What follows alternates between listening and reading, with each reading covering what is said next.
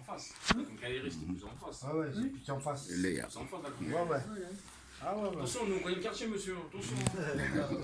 C'est caché, je crois pas. C'est notre quartier, hein. Arraché, c'est Ouais, notre quartier. bah, ça va être quartier. Tranquillement aussi. Je regardais de la ficelle, hein, ça aussi. Ici, c'était une boucherie avant. Ah ouais. Ouais. Ici, c'est une boucherie. Une boucherie. Alors moi je suis pas Bakary Sissoko, je suis philosophe, formateur depuis 30 ans. J'ai beaucoup formé les enseignants, je travaille beaucoup avec les enseignants parce que nos enfants rencontrent beaucoup d'éducateurs qui ne sont pas formés. Et donc quand j'ai fait mes études à Besançon, j'ai créé ce qu'on appelle le café de philosophie. Parce que la philosophie, on disait que c'était pour les grosses têtes, alors que c'est faux. Monsieur est philosophe, monsieur est philosophe. C'est vrai que nous, on est passé par l'université. Il y a des clés, ça il faut le savoir. Mais tout le monde est philosophe, c'est-à-dire que tout le monde a une pensée qui est intéressante. Donc j'ai proposé le projet à l'université, parce qu'à Besançon, il y avait 120 nationalités qui se rencontraient, qui ne se connaissaient pas. Comme on vient de le dire tout à l'heure, et tu l'as très bien dit, tu vois, c'est de la sociologie que vous faites là. Lui, il parle de quartier, et vous allez plus loin, qui est très fin, et je n'avais jamais vu ça, les catégories socio-professionnelles. Je le voyais dans le 16e arrondissement où j'ai habité. Mais ça, c'est très fin, vous voyez, et moi, j'ai fait beaucoup d'études, mais j'apprends toujours, vous voyez. Et c'est ce que j'enseigne à travers le monde, parce que les gens pensent que quand tu es à l'université, tu sais tout. Et moi, ce qui m'intéresse, c'est le terrain. Voilà. J'ai une grande bibliothèque, je rencontre de grands professeurs, mais les meilleurs moments, c'est quand je rencontre des gens que je ne connais pas. Je n'ai pas besoin de savoir si tu es un grand philosophe, un grand mathématicien, mais si tu es une personne, ça m'intéresse. Et donc... Il y a même des grands cons. Hein. Comment? Il y a même des grands cons. Il y a eu des grands cons, voilà, mais il faut les respecter. Hein? Voilà, il faut les écouter aussi. Et donc, j'ai beaucoup travaillé sur ce qu'on appelle la parentalité. Et j'ai enseigné aux professeurs parce que souvent, ils mettaient en difficulté nos enfants venus d'ailleurs. Venus d'ailleurs. Si tu ne connais pas, demande. Sinon, tu vas juger. De quel droit est-ce que je vais juger quelqu'un que tu ne connais pas? Qu'il vienne d'Algérie, du Sénégal, qu'il vienne de Nice, il a des représentations culturelles, etc. Donc, je les ai formés pendant un certain temps. Et depuis, les professeurs ne mettaient plus en difficulté, parce que moi je suis contre l'idée d'échec scolaire. Il n'y a pas d'échec scolaire. Ce sont des professeurs qui sont inadaptés, ou bien l'école est inadaptée à l'enfant. L'échec scolaire, pour moi, ça n'arrive pas. La preuve, j'ai beaucoup coaché des jeunes, des enfants qui étaient en difficulté scolaire, parce que j'ai fait du karaté, de la philosophie, et j'utilisais ces techniques-là pour recadrer les enfants. En faisant ça, donc, les professeurs ont beaucoup évolué. Après, ils m'ont dit qu'ils rencontraient une difficulté avec les parents. Donc, on revient au père. J'ai dit, mais comment ça? Ils me disent, les parents ne viennent pas aux réunions. On ne les voit pas. J'ai initié des choses à Lys, à Logne et puis à Grenoble, où effectivement la question c'était, où sont les papas? Où sont les papas? Ils ne sont jamais là. Ou bien ils sont là, mais on ne les voit pas. Si on ne les voit pas, c'est que, comment dire encore, il y a une représentation, et l'association Haleï le dit très bien quand il explique la configuration de l'association. Les mamans sont présentes, on ne voit pas les papas. Et les papas disent toujours, ils travaillent. Et ils confient tout aux mamans. Et ça, c'est un transfert, tout simplement, de ce qui se passe en Afrique. L'homme va chercher la pitance, ce qu'on appelle à manger, comme dans la Grèce antique, ce n'est pas seulement que l'Afrique, mais dans la Grèce, c'était comme ça. Il va chercher l'argent, il l'amène, et la femme transforme. Mais quand vous voyez d'ailleurs, et ça je le dis à l'université, mais toutes les sociétés ont été comme ça d'ailleurs. Et avec l'évolution, le monde du travail, la femme a quitté la maison pour aller travailler comme le mari, parce que la vie coûte cher. Mais tout ça, c'est une négociation, etc. Donc quand on voyage avec une valise, comme on dit. Et je dis souvent aux gens, vous pensez qu'il est nu comme ça? Non, il n'est pas nu, il y a quelque chose. Tu ne vois pas sa valise, mais il a une valise. Mais cette valise-là, il faut la poser. Et quand tu la poses, tu rencontres des gens. Lui aussi a une valise. Alors ce qui est important, c'est de négocier. La vie est faite de négociations. Tu ne peux pas venir dire, ma société, ma représentation est meilleure que ta représentation. Mais il ne sera pas d'accord. Mais ça va amener ce qu'on appelle le conflit. Mais si tu poses ta valise, il pose sa valise, vous discutez, on dit souvent que les dents et la langue cohabitent et de temps en temps, les dents mordent la langue et après ils continuent. Donc le conflit, il est nécessaire dans la société. Mais après, ce qui est important, c'est de le dépasser. Donc, la grande difficulté, c'est avec les parents, les papas. Pas tous. Quand on dit les papas, ce n'est pas tous. Il y en a qui sont très présents. J'entends le sport, vous accompagnez vos enfants au sport, etc. Il n'y a pas beaucoup de parents qui le font. Accompagner les enfants à l'école, il n'y a pas beaucoup de parents qui le font. Ce sont les mamans qu'on voit qui le font. Et souvent, avec l'hiver, avec des sandales. À Choisy-le-Roi où j'habite, c'est moi qui leur apprends à mettre la chaussette. Parce que les gens ont honte de parler. Mais moi, comme j'ai une façon de faire avec les mamans, ils me connaissent tous. Ils disent, ne m'appelle pas si tu es malade, hein, parce que c'est de ta faute. Hein. Oh, mais je sais que j'ai honte. Je dis, ne m'appelle pas, hein, ne m'appelle pas à 22h, hein, parce que tu es en faute. Monsieur Sissoko, d'accord. Oui, mais ça me fait mal. J'ai dit, ben change de chaussures, mets 2 chaussettes. Si tu ne peux pas, moi je vais te l'acheter. Vous voyez, elle va l'acheter, elle va jeudi au marché, elle achète des chaussettes. Donc il y a une façon de faire, etc. Donc les papas toujours disent qu'ils travaillent beaucoup. Et moi je leur dis, c'est très intéressant de travailler, nous tous on travaille beaucoup. Mais j'ai un ami qui est à Mantes-la-Jolie, qui travaillait beaucoup, beaucoup, beaucoup. Il me dit, Pape, je suis resté un jour avec mes enfants, on a discuté et elles m'ont fait honte. Je lui ai dit, pourquoi? Il m'a dit, Pape, je ne suis jamais là. Je suis toujours dehors. J'ai décidé maintenant de prendre un jour où je ferme mon téléphone, je reste avec ma famille. J'ai dit, ah, ça c'est intéressant. Il m'a dit, oui, pourtant j'ai fait beaucoup d'études, mais je ne voyais pas ça. Comme je vous ai dit, vous voyez, c'est pas parce qu'on a fait des études qu'on voit bien. Voilà, des gens simples voient mieux et ils ouvrent les yeux. Et il aime bien discuter avec moi. Il fait la même chose que moi à Mantes-la-Jolie dans le 78, etc. Il s'appelle Yaya Djanha. Il a écrit beaucoup de livres. Et il travaille beaucoup avec les papas. Il leur dit, je ne sais pas plus que vous. Je vous indique tout simplement un schéma et on discute. Il y a cette modestie qui est très intéressante. Si tu veux que les papas africains, maghrébins viennent vers toi, il faut leur faire confiance. Il faut tendre la main et leur dire effectivement qu'ils ont quelque chose. Et vous discutez, etc. Donc les papas, cet alibi ne tient pas. Et quand on vient en Occident, l'Occident n'est pas comme nos pays. En Afrique, qu'est-ce qui se passe? C'est la société qui éduque les enfants. Le papa, le grand-père, comme je dis, il est très sage. Il a un très grand rôle à jouer.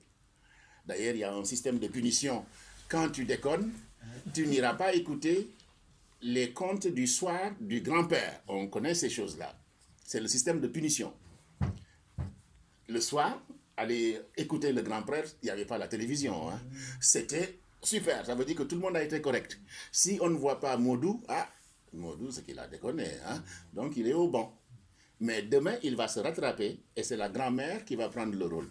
Tu n'as pas été gentil, hein? Papy n'est pas content. Hein? Ça, c'est pas vrai. Oui, d'accord, ok.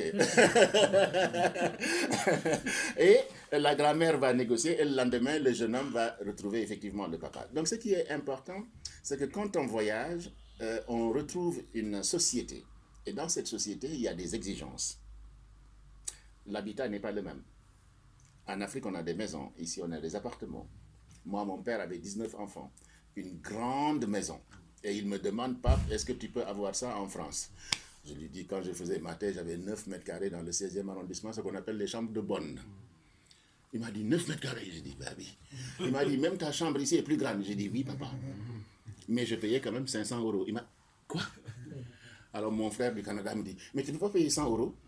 Il n'avait pas compris, il venait d'arriver au Canada. Mais maintenant, il n'ose plus me dire 100 € parce que lui-même, il paye. Hein? Bon, mais ce n'est pas grave, c'est l'expérience qui fait ça. Donc, quand on voyage, on va à la rencontre des autres et c'est extrêmement important.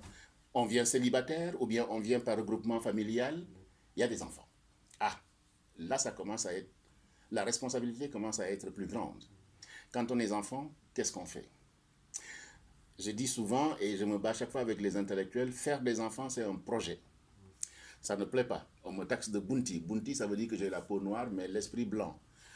Mais j'ai dit, la vérité n'appartient pas seulement aux Blancs. Hein. Le bon sens, on a connu les royaumes Ladjor, Kankan Moussa, tous ces gens-là, arrêtez de raconter des bêtises. Le bon sens, on l'a. Et on a des parents en Afrique, en Algérie, dans le Maghreb, qui savent tenir leurs enfants. Et même dans l'islam, dans le Coran, il y a des textes sur l'éducation. Il y a des textes puissants dans la Bible, etc. Ne me racontez pas des histoires. Un enfant, on l'éduque. Éduquer, ce n'est pas donner de la boisson, comme le fait beaucoup de nos parents. Ce n'est pas donner des chips. Ce n'est pas donner à manger. C'est s'occuper des enfants. Parler avec les enfants. Construire avec eux. Il ne faut pas que l'enfant ait peur des parents, parce que nous, dans nos traditions, on crée une distance. J'ai formé des Asiatiques, des parents asiatiques, sur effectivement la relation qu'ils avaient avec les enfants, sur la parentalité, le rôle de père. Ils disent, ah ben si je joue avec mon enfant, il n'aura plus peur de moi. J'ai dit, mais il n'a pas besoin d'avoir peur, tu vas pas toi aussi. J'ai dit, non, il n'a pas besoin. Il doit te respecter. Il m'a dit, ah ouais. Ton autorité, il ne pourra pas être sapé, parce que quand vous jouez, il y a des règles. Et les règles, vous les définissez. Quand vous définissez ces règles, quand il va aller dehors, mais ça va lui servir, parce qu'il va savoir que quand il va chez monsieur, etc., il y a des règles. La vie est faite comme ça de règles. Et les Asiatiques ont choisi le roi Ivry et Vitry, mais on a travaillé sur ça pendant 3-4 ans. Atelier de papa avec des Asiatiques. Qui dit eux, c'est... Voilà, le papa, non, l'autorité, hein. Voilà. Mais on a travaillé dessus. Jusqu'à présent, il y a un monsieur qui a dit, ah, monsieur Sissoko, qu'est-ce que vous m'avez... Ces enfants sont ingénieurs maintenant, etc. J'ai dit, on a travaillé ensemble, hein. C'est pas que moi, hein. Toi aussi, tu m'as appris beaucoup de choses, hein. Donc, les parents sont très importants dans la construction et l'accompagnement des enfants. Ce n'est pas seulement donner à manger, c'est être présent. Montrer à l'enfant qu'on est là. Il y a une théorie qui dit, aujourd'hui, s'il y a des difficultés, c'est une hypothèse tout simplement, c'est que les enfants souffrent quelque part de quelque chose, de l'affectif. Quand tu amènes ton enfant à l'école, ou tu vas le chercher, il y a une certaine fierté. Les parents travaillent, je suis d'accord. Ils n'ont pas toujours le temps, je suis d'accord. Tu prends une journée, une matinée, tu décides d'accompagner ton enfant. Faire avec lui. On ne te dit pas de faire tout le temps parce que ce n'est pas possible. La vie coûte cher, vous l'avez tous vu. Tout a augmenté. Mais tu peux décider une après-midi, un matin, de faire avec ton enfant. Ou bien quand l'enfant sort, parce que vous savez qu'en Afrique, la rue éduque. En Occident, la rue n'éduque pas. Hein. Vous laissez votre enfant dans la rue, le délinquant, il lui donne quelque chose parce qu'il a besoin de nouvelles baskets. L'enfant, il tombe dans le ghetto. Voilà. Donc, il faut être présent aux enfants. C'est pourquoi ça ne me surprend pas ces jeunes-là qui sont issus de l'immigration et qui votent Le Pen. On a réfléchi sur ça. Voilà.